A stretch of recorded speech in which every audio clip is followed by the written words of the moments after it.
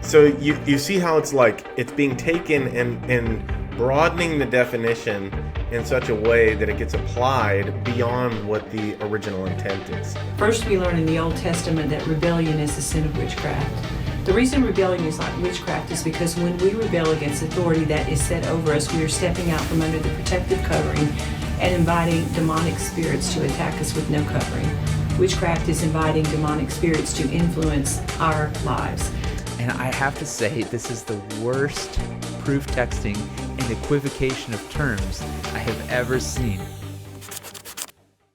I'm just going to read to you the title of John Bevere's book, Undercover, The Promise of Protection Under His Authority. So, the promise of protection under God's authority. So, where is there a promise of protection when you are under God's authority? Well, let's just take the thesis verse that Bevere uses, and it's Job 36:11 through 12. And essentially, the upshot of it is that God promises provision and protection when you submit to Him. That is Bevere's comment on it. But is that what God is promising in Job 36? Like in Job 36:11 through 12, you find out who's speaking. It's one of Job's friends. And if you're looking for great theological wisdom, where do you go? You go straight to Job's friends, because because they are the ones that you really need to hear from when you're looking for theology.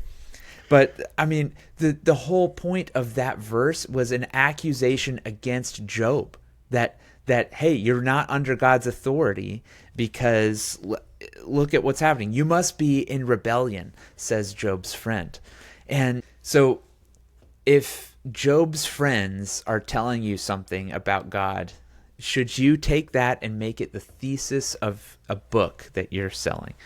I wouldn't. But that's not the entirety of Bevere's case. John Bevere, he says this quote: "If we attempt to live as believers," this is from page 10 of his book, "if we attempt to live as believers with a cultural mindset toward authority, we will be at best ineffective and at worst positioned for danger.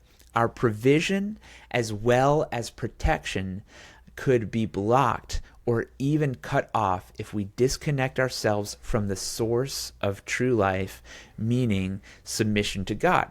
Then he goes on to say we cannot be submitted to God's authority if we are not submitted to His delegated authority, i.e. your pastor, your husband, your government leader, and so on and so forth. So basically, the argument so far is God promises protection and provision if you are submitted to Him, says Job's friend. And if you are not experiencing protection and provision, there must be rebellion in your life, says Job's friend. And then Bevere says, also, if you are not submitted to God's delegated authorities in your life, then you are exempting yourselves from God's protection. Can I read what a pastor said? This is a pastor for 35 years. Joni, I've been giving thought and prayer to the issue with your kids. Who's this pastor? Here are some thoughts. First, we learn in the Old Testament that rebellion is the sin of witchcraft. The reason rebellion is like witchcraft is because when we rebel against authority that is set over us, we are stepping out from under the protective covering and inviting demonic spirits to attack us with no covering. Witchcraft is inviting demonic spirits to influence our lives. If we feel the authority over us is in error, we have the right to appeal to the authority in humility. If the authority decides to continue with the choice they have made, then we have two options. We remove ourselves from that authority, or we submit to that authority. Right. There is not a third option of staying under the authority and attempting to force them to change or stay with our opinion. That is rebellion on steroids and will open destruction in our lives. Correction for those in authority is God's job, not ours. If we try to correct them, We are being God. Correction for those being in authority, again, is God's job, not ours. If I have seen people become self-appointed correctors, which is what we have here, of those in authority, and watch their own lives fall apart because their rebellion destroyed them. This is 35 years of being a pastor. When we submit to authority, even if we don't fully agree with them, we protect ourselves and allow God to bless us. I've personally been in some positions where I did not understand why God had me in that role at that time, because I saw things that I could not support. I prayed and knew I was where I was supposed to be, so I kept my mouth shut and refused to speak anything negative about the person in authority. In every situation, my submission and humble attitude allowed God to bless me in ways I could have never imagined. At the same time, God took care of the person who was in authority, but not always the way that I thought that he should. You and I were talking before the recording of how far back do you extend this understanding of rebellion is witchcraft, which is not what it says. It doesn't say rebellion is witchcraft. If rebellion and witchcraft are the same thing, you wouldn't need two different words. But aside from that little note, that rebellion is akin to witchcraft, and how it's akin to witchcraft is different than, I would say, how it's being applied. Can I give you Bevere's argument for why it is witchcraft? Sure, go for it. So, if you read it in the King James, is in italics. And according to the Interlinear Bible, he claims that the Interlinear Bible says a more accurate translation would be rebellion is the sin of witchcraft. Problem is as doesn't appear in the Hebrew, and so therefore I get to interpret it the way I want to. Right. And that's a fairly common thing that happens, especially if you have a certain disposition and understanding. You tend to read it in the interpretation that aligns with your existing understanding. This is the value of having multiple translations and parallel Bibles and things like that. If you were to take that same teaching further back, John Bevere is a teacher, but he's a Protestant teacher. You're the one that made this point. And I was like, that's a brilliant point. He's a Protestant. So as Protestants, are we all witches because we're not under the Catholic authority and we protested? All authority is established by God. So clearly, and that's where you see this one. And he lives in the United States of America. Also born on rebellion. Why doesn't he move to England? Right. So you see how it's like it's being taken and broadening the definition in such a way that it gets applied beyond what the original intent is. Yeah. And so, man, I want to steel man his argument in some of these cases. And there are some cases where I can, but I don't know about that one. To be honest, I don't know how he would respond to that objection. And so we'll get to a point where I'm going to say some words in John Bevere's favor, because I'll just be frank with you right up front here, right in the middle of the podcast. This is 45.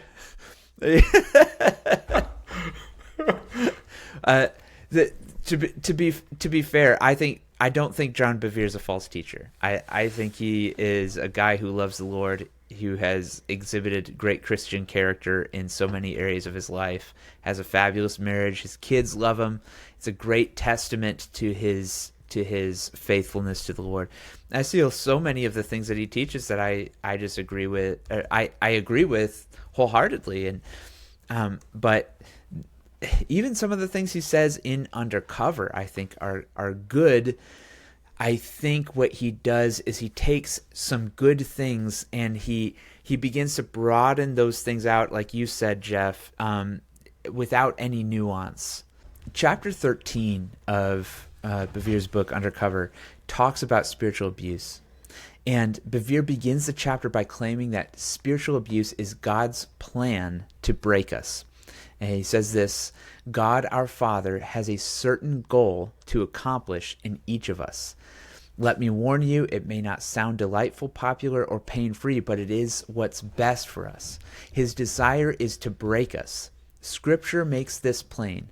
For you do not desire sacrifice, or else I would give it. You do not delight in burnt offering. The sacrifices of God are a broken spirit, a broken and contrite heart. These, O God, you will not despise. Bevere defines brokenness this way. A war horse is not fit for battle until his will is broken. What David called contrition, Bevere calls breaking of the will, and goes as far as to call it a prerequisite for intimacy with God. As with horses, says Bevere, our breaking process deals with our response to authority. God customizes the perfect process for each of us, and this always entails some form of leadership.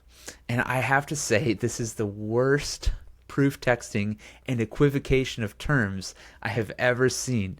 A broken spirit refers to contrition and repentance and sorrow for David's own sin. He's quoting Psalm 51, where David had sinned against Bathsheba, and he says, I'm heartbroken over my own sin.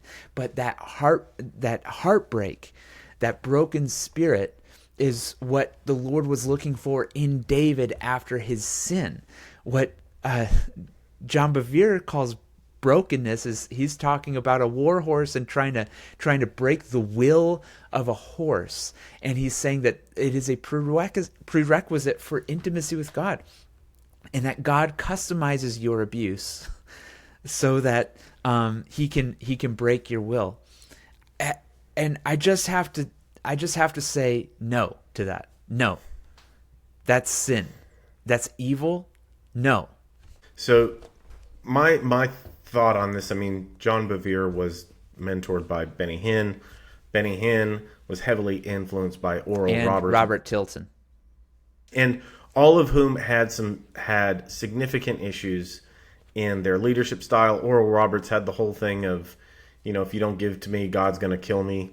That crazy nonsense. And even some of the situations that Benny Hinn described being in behind the scenes with Oral Roberts about contribute to the ministry and getting everybody in a room and forcing them to commit to how much they were going to donate to Oral Roberts University.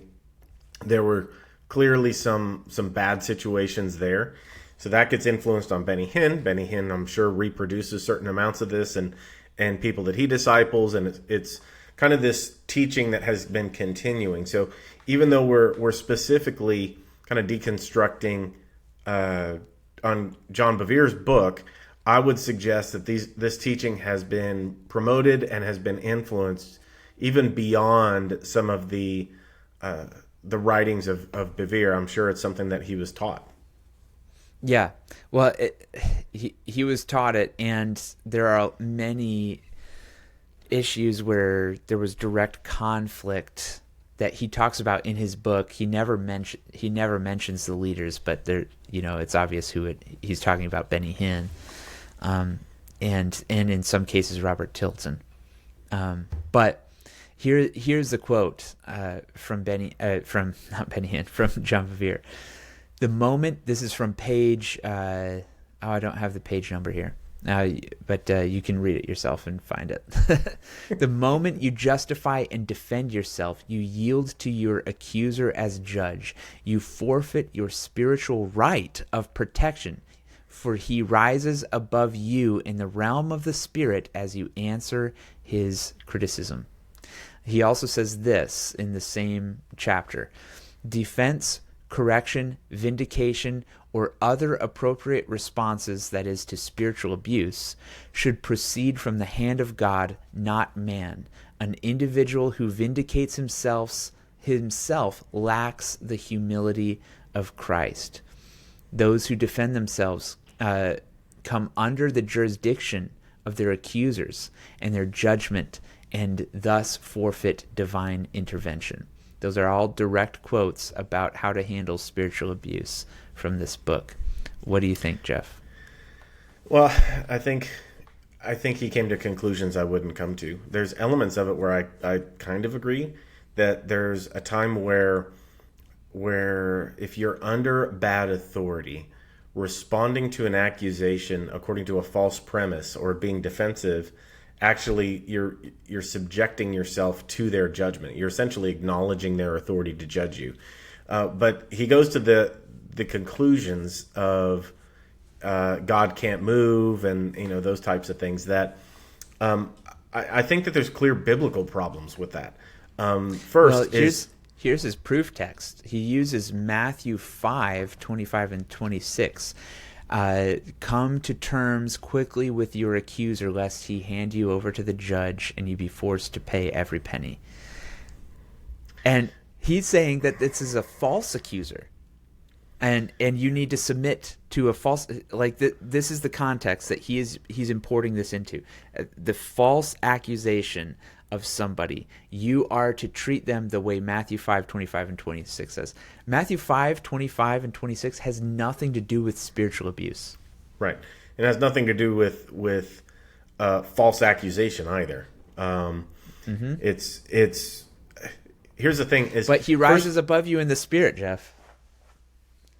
Well, 1 Timothy 5, we are called to rebuke elders publicly. This teaching essentially disqualifies 1 Timothy 5. It says, no, you can't. You can never say anything against an elder publicly because you need to. God can't move for you if you do that. And we know that we are called to.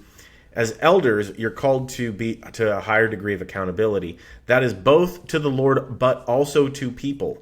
That's why we have some of these issues that we have of everything going public, is because we've had these big name individuals that have had zero accountability, and they're called to higher degrees of accountability. There ought to be a place where you have to call out elders publicly.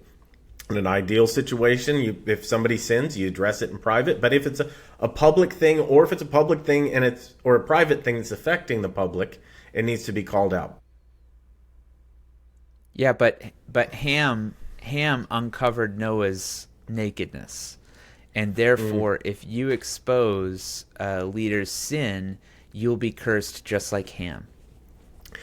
Yeah. So, well, let's dig into that verse a little bit. So that's what Genesis is it Genesis 9? I think it's Genesis 9, where Ham and Noah, and I'm a big advocate of Dr. Michael Heiser's interpretation of this verse. He says this is an idiom that is frequently used in the Bible. It's used in Leviticus 18, it's used in Leviticus 20, and in Ezekiel 16 in a kind of an allegorical sense. All of those occasions, uncovering nakedness is a use for sexual sin. And he makes the case that the better interpretation of this phrase, uncovering someone's nakedness, is a reference to that this is Ham committing the act of incest, which if we can't say Nazi, but I can say, yeah, I'm gonna have to do all sorts of editing on this here.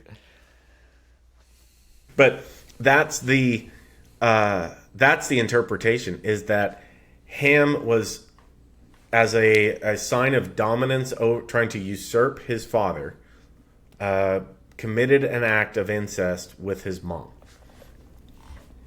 So that's that whole, which we see that teaching get taken out and used in this covering language as though you don't expose somebody's sin publicly. And it's, well, one, I don't think that applies first. I don't even think that applies to what happened with Ham and Noah. And this isn't the discussion of trying to broadcast somebody's sin in order to bring shame to them. We're talking about correcting something that's happening. And this verse is being used as a way to shut down that conversation in a way that's inappropriate. Here's the thing. This is one of the ways that directly invalidates exactly what you spoke about, as 1 Timothy 5:20. Those elders among you who continue in sin rebuke publicly, so that all may see and tremble.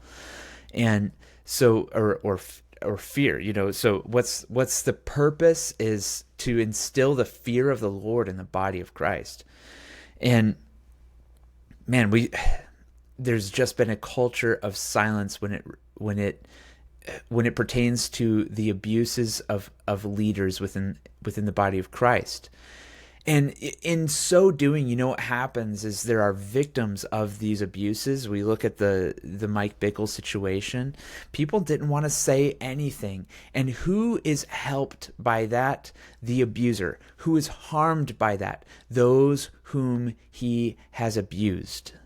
And so this misapplication of, Ham, and it's like we have a direct teaching from the New Testament about how to handle sin from elders in the church, but we've usurped it with this really vague, charismatic, hermeneutic on Ham. And, you can go back and find all kinds of stuff that you want to find in the Old Testament if you really want to see it there. And that's one of the challenges of some of the charismatic hermeneutics that we see is it's taking a prophetic application of Old Testament passages and using it to sort of really just ignore whatever we see plain as day in the New Testament on how to govern and how to behave, right? Yeah, and so you see it with Job. We've talked about Ham and Noah, and yet they're being twisted again, the Old Testament, and it's being used to disqualify some very clear biblical practices in the New Testament, where you have Paul confronting Peter publicly, where 1 Timothy, where you're encouraged to rebuke elders publicly, and those are being. And here's the other thing is, and we've only kind of touched on this subject, is discernment. Discernment is a gift of the Spirit, and unfortunately for leaders that are in positions of sin, if somebody's going to discern something, it's probably going to be on you. Now, if you have humility, that's an okay thing. Or and I say discernment, it may not just be sin. It's whatever, any disposition. And the reason I say that discernment is most likely going to be aimed at that person is they're the one in the pulpit. The spotlight's on them. Everybody's looking at them. So anybody with a gift of discernment, they're going to recognize what's going on and any difference in disposition in that person. And like there's a couple that I discipled from when they started dating up till their marriage and into their first few years. And they live out of state. I hadn't seen them in a couple months, and when I saw them, immediately noticed something was very different about the woman and in the couple. And I could tell that something had shut down in her. I could tell that she was under a deception, to be honest. And the reason it stood out so much is it's somebody that I had a high amount of familiarity with. So when you're a pastor and you're a leader and people see you every day and every week, if somebody has a gift of discernment, they're going to recognize when things are off. Mm-hmm. Well, here's what Bevere has to say about discernment. Remember when Jimmy Evans says it's not your job to what was the direct quote? He said, he said something to Suzy. It's not your job to basically discern. Man, I'm going to find it here. It's not, Joni says it's not your right to disagree with it. If a viewer has a comment about me or you or anybody else, it's a nice comment. It's a good thing to read. It doesn't have anything to do with you. You're reading a viewer comment. And they get criticized for following their personal convictions. And essentially they get told you do not have a right to have personal convictions at Daystar. Why? Because Daystar is under Joni's covering. And because Joni is the covering, this is the direct quote from Jimmy Evans and Joni herself, she is the voice of God. She is the voice of God when she is the covering. So who can challenge her? Nobody, right? So here's what John Bevere has to say. This is where you see some of this stuff leak in. The reason we're covering this book is not to dog John Bevere. It's because this book is one of the most popular Christian books out there.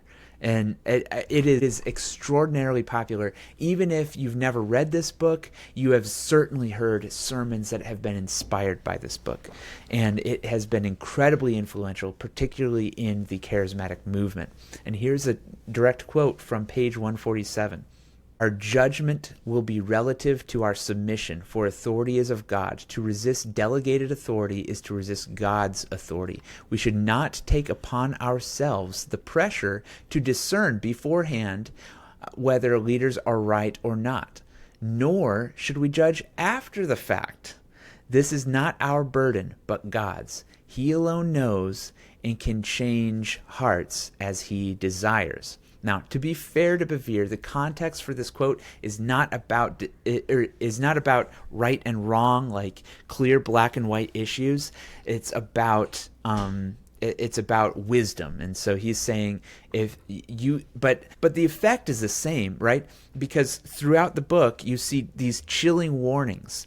If you rebel against God's authority, you are engaged in witchcraft. And you know what happens to those in witchcraft, says John Bevere? They open up the door to the demonic in their life and in their family's life. And that is a direct quote from Joni. Joni is drawing these ideas straight from this book. And she's saying, if you do not submit to me in my decisions, you are demonized and you are drawing down curses on your family. And listen to this. I have had people, one person, her son had tragically passed away. And it was shortly after she had changed churches. She and her family felt like, God was calling them to a different church. And her son passes away. And at that church that they left, this book was a mandatory reading. Mandatory. Like, if you wanted to serve in any capacity, you had to read Undercover by John Bevere. And when they left that church and their son passed away, she was taken aside by somebody who was associated with that church and said, maybe this happened because you left the church. But you know what? John Bevere says exactly the same thing. He says exactly the same thing. He says that there was a pastor who is rebellious towards his leader, and he shares some of the details, enough for you to gather, yeah, he was probably in the wrong, right? But he says this guy went through horrible family tragedy, and John Bevere says it's because he left God's protection. And so the sins of the father are being visited on the children.